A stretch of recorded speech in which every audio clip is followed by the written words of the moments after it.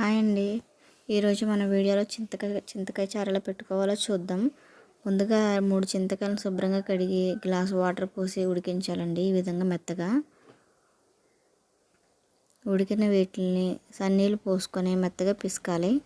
ఈ విధంగా తీసుకొని పులుపుని వడకట్టుకోవాలండి.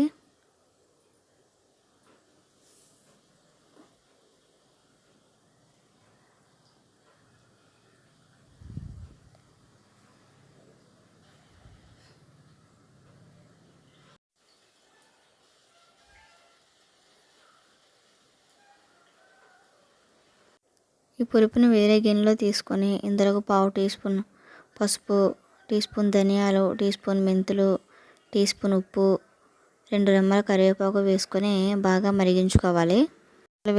వేసుకోవడం వల్ల మంచి ఫ్లేవర్ వస్తుందండి. మెంతులు సలవ చేస్తాయి.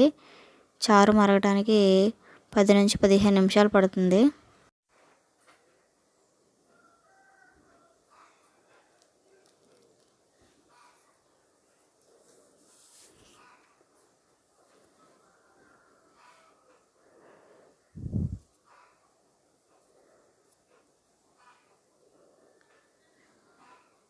ఇందులో చిన్న బెల్లం ముక్క వేసుకోవాలండి. చారు పుల్లగా కావాలనుకున్న వారు బెల్లం స్కిప్ చేయొచ్చు.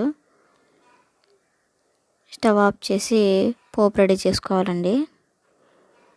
టీ స్పూన్ ఆయిల్ వేసుకొని తాలింపు సామాన్లన్నీ వేసుకొని పోపును బాగా వేయించుకోవాలండి.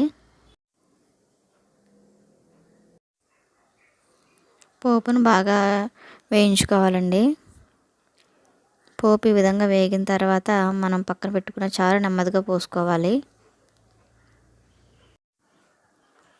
మనం ముందు చారులో వేసుకున్న ధనియాలు, మెంతులు రాకుండా నెమ్మదిగా పోసుకోవాలండి. అంతేనండి, మన చింతకాయ చారు రెడీ అయిపోయింది.